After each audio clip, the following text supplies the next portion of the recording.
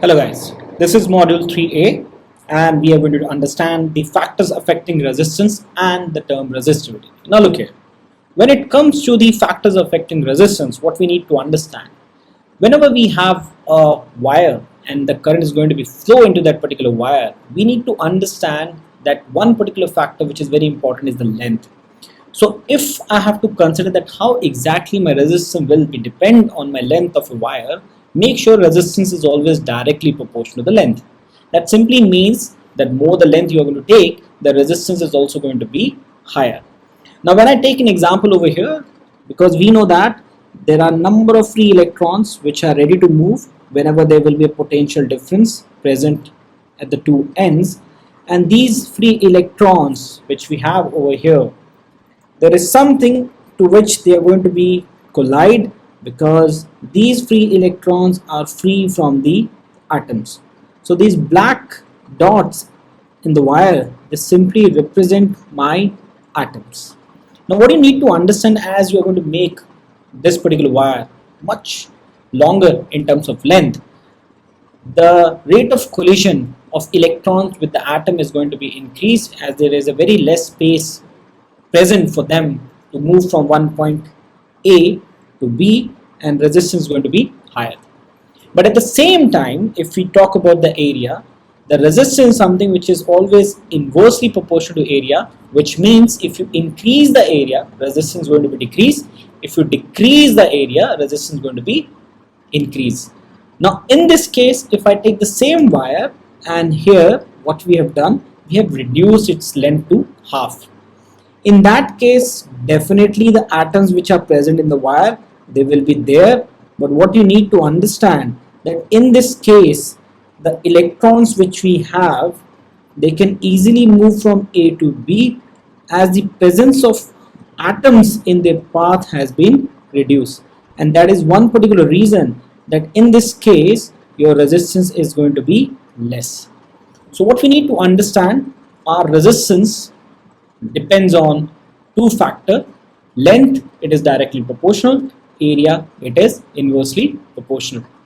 But there are other factors also, like if you talk about material, if I actually go from iron to copper, definitely the number of presence of atom in the two materials is going to be different, because we know that in iron you have more number of atoms present in a wire, so your resistance is going to be higher. But when you talk about copper, the number of atoms are going to be less, so the resistance produced will be less. There's one more factor which we have, which is temperature. So if temperature keep on increasing, definitely temperature is something which is related to the thermal energy provided to the electron. So this randomness in the motion of electron is going to be increased. So temperature also plays a crucial role when it comes to the resistance. Now if we talk about the SI unit of resistance, it is ohm, and the symbol can be drawn in this particular manner. Now when I talk about one more term over here, which is resistivity, what you need to understand over here is this: there are two mathematical relations which we have formed for resistance. One, resistance is directly proportional to length. Second, resistance is inversely proportional to area. If I combine my 1 and 2 over here, what I will see that resistance can be written as L over A. Now this is a very basic rule in physics, that whenever we remove the proportionality sign, we have to introduce a constant, and this constant over here is rho.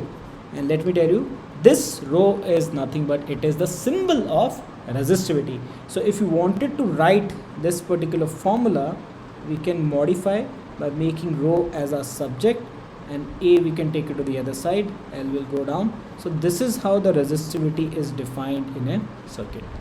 Now what you need to remember over here, that resistance is something which depends on length and area. If you change the dimension of a wire, the resistance is going to be changed, but resistivity is actually going to be same for that particular material. So if you take a copper wire, no matter whether it is 1 meter long, 2 meter long, 10 meter long or 20 meter long, the resistivity is going to be remain fixed. But if you change the material, if you go from copper to some other material like iron, definitely it will have some different resistivity, but for the same material, the resistivity is going to be remain constant. Here the SI unit, if we talk about, it is something which you need to understand. As resistance we have seen, it is ohm, area is something which is meter square, and this is length, which is meter. So I can simply see that here the unit which comes out for resistivity, it is ohm meter. Now we will see one particular numerical on this particular formula. So what we have over here, we have a copper wire of resistivity 2.6 into 10 raised to minus 8 ohm meter, has a cross-section area of 30 into 10 raised to minus 4 centimeter square. Calculate the length of this wire required to make a 10 ohm coil. Now first we will write down the information which has been given to us. So we have resistivity, which is 2.6 into 10 raised to minus 8 ohm meter. Second thing is 30 into 10 raised to minus 4 centimeter square, which is our area. But we always have to make sure that whenever you have any particular thing which is not given in SI, we are going to convert it. So what I know that when it comes to 100 centimeter, it is something equal to 1 meter.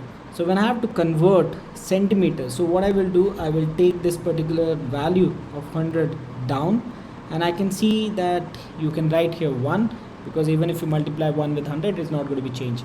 So I want you people to remember that 1 centimeter should be always written as 10 raised to minus 2 meter. So this is something which you people should always remember. So whenever you have to do the conversion, directly do with that. But I can see that the unit of centimeter is square. So what do? Take a square on both the side. So square of 1 will be 1. Square of centimeter will be centimeter square. This will be 10 raised to minus 4, and this is going to be meter square. So 1 centimeter square can be written as 10 raised to minus 4 meter square. And as you can see, you already have a 10 raised to minus 4 present over here. So 10 raised to minus 4 and 10 raised to minus 4, when you have in a product, you are simply going to add the power. So your power is going to be 10 raised to minus 8. So we have simply converted our area into meter. Now the next point over here is resistance, which is given as 10 ohm. If I write the formula, resistance look like rho L over A. We have to calculate length, so we'll make length as a subject. The formula comes out as RA over rho. Now we will simply plug the value. This 10 raised to minus 8, 10 raised to minus 8 is going to be get cancelled, and this is going to be 300 divided by 2.6, which I do the calculation, I simply get that the length of the wire, as we have taken all the values in SI, the length of the wire will also comes in SI. So my value comes out as 115.3 meter. Thank you.